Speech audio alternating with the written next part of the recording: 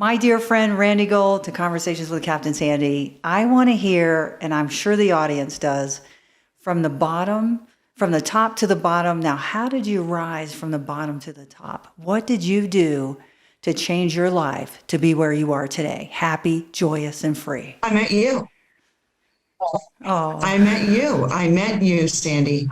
By the grace of God, by the grace of God, these miracles happen.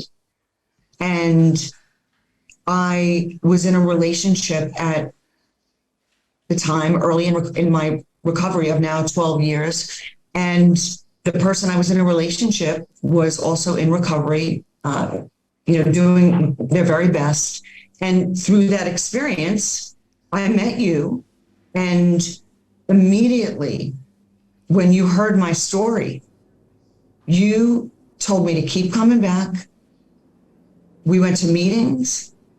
We bonded in a way that when you truly understand what recovery does and what the rooms of AA can do and the sisterhood and somebody that has years of experience at the time, and you still did back then, that really wants to help you. That's what you did for me.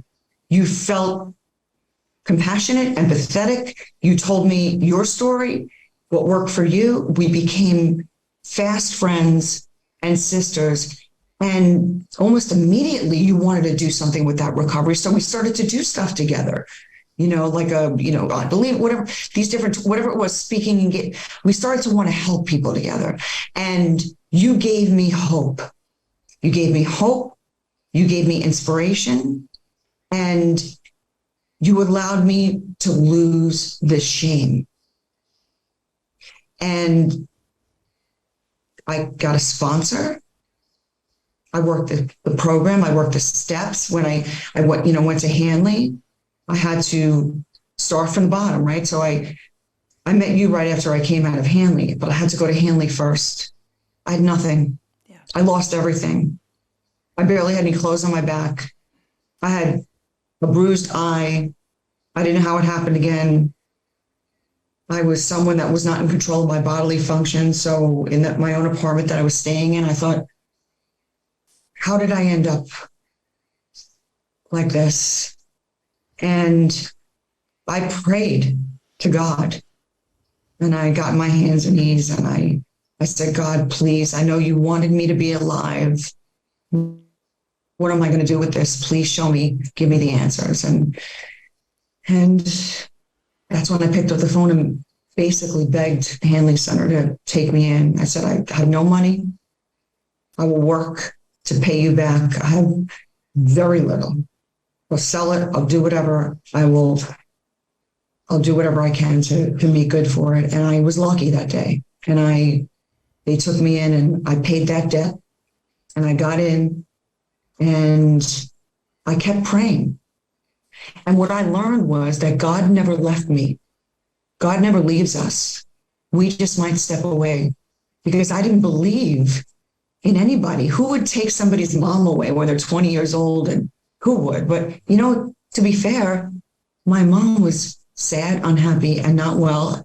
And now I believe God takes angels, and only the good die young. There's a song, and that's not for everyone. But, I started to believe that there were reasons. Sometimes God works in mysterious ways. And so I got out of Hanley and I met you, and I kept going to meetings, and my sponsor said, don't look for a job for 6 months. You do whatever it takes. You serve coffee, you can volunteer places, but your number one job has to be your recovery. Because if you don't focus on your recovery, you will lose everything. Again, I thought I have nothing to lose, but I do have some time now, and I didn't want to lose that. So I listened to the suggestions. I listened to my sponsor. I did service, Sandy. I hung out with you. We went to the beach. We did things like sober people do. We laughed a lot. I learned, hey, Sandy taught me you can actually have fun sober. And I remember thinking to myself, she's right. Like, I'm laughing again. And we were just being goofballs, right? Like, we were rapping certain songs. We were just dancing. We were working out. We were doing fun things. And you were there, and you just were always there. And so, about 6 months in, when it was time, I showed up with a little courage to a business and volunteered. And I said, look, I'm going to be honest, you're going to Google and you're going to find me. I'm not hiding behind it. If you give me a shot, at a job, I can get you business. I have these portable skills. I know they're still in there.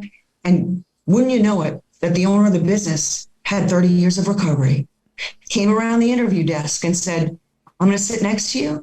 And if you stay sober, I see you having a career, and a career became a business, and a business became successful. And my life of thinking I lost everything came back to our friendship, regardless of where you are in the world, is always still this baseline of fun. And how can we help people? How can we help each other? And service. I go to, jails and institutions, showing up in my dress, saying, I know what that orange suit looks like, but I try to still give hope. And I found that the job. And orange isn't the new black. Yeah, that's right. Orange is a terrible, terrible suit to wear, right, Randy? Yes, it is.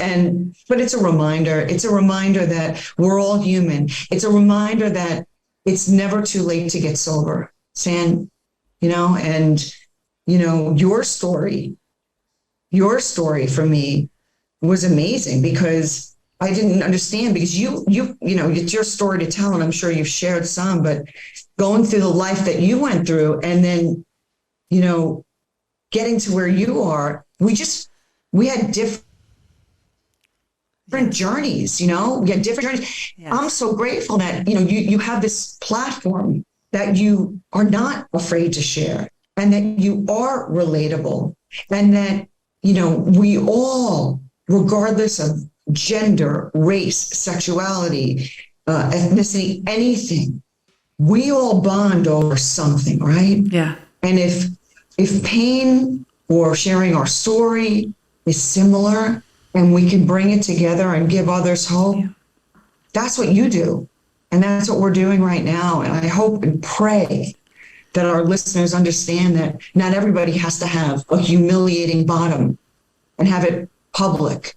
Yes, I agree, Randy. And I love, because you basically told the story that you had a problem, you hit bottom, you admitted to yourself that you couldn't do it alone, you asked for help, you sought a higher power, you cleaned the wreckage of your past, you made a list, you made restitution, and you continue to give it back, right? Because you work with others, and you do it constantly, Randy. And what I want our listeners to know, that there is a solution. It doesn't discriminate addiction, right? There's all forms of addiction. Pot was the gateway drug for me. Like, some people can't smoke pot recreationally. I can't. Some people can drink. I have no problem with people drinking around me. But yeah, there's a solution, and we are examples of what life can be like for people, whether you're a parent, a CEO of a company, or an employee, or a student. There is a solution. And if your parents out there listening, just call the 800 number, find your kids some help. Don't give up, right? Because we felt hopeless, but we found hope.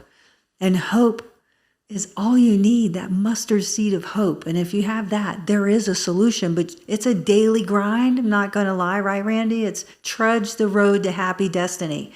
Do you live a life today, Randy, beyond your wildest dreams? Yes, I do. And I know some people at the beginning of recovery, I'd be like, oh, that person's saying that. And I can't even imagine. I do. I'm loved by. Trusted? Yes, I'm loved. I'm trusted. I have integrity. I don't carry the shame anymore. My story became something that can help people. My mess became my message. And people can get out of the chaos and make a decision. And you taught me this, that at any given moment, you can reset, that you can rewrite your story. And you can be the editor and you have a blank chalkboard. I say this because I'm older, right? People use these different, but you have a blank board, right? And you could start rewriting your story today. Today, after listening to this podcast, you can say, I'm just going to try day one. I'm just going to try what this looks like, what this feels like. And a life beyond my wildest dreams simply means I have everything I need. I have everything I need. And, it's not the monetary stuff. It's about really being able to be there for people and be a great family member, a great sister, a great chosen family person, someone that represents what sobriety looks like. I never thought I'd not be able to be, to drink. And our friendship has been the blessing of that is always there, Sandy. And, I love you. And I hope these listeners, are able to, if they're struggling, help somebody with this, just like you do every day. Yeah. So don't go anywhere. I want to thank everyone for listening. And we'll make sure there's a link that you could click on. If you need help, you just click on the link and get some help, because that's the first step. So thank you for listening. Thank you. Thank you, Randi. I love you. I love you too.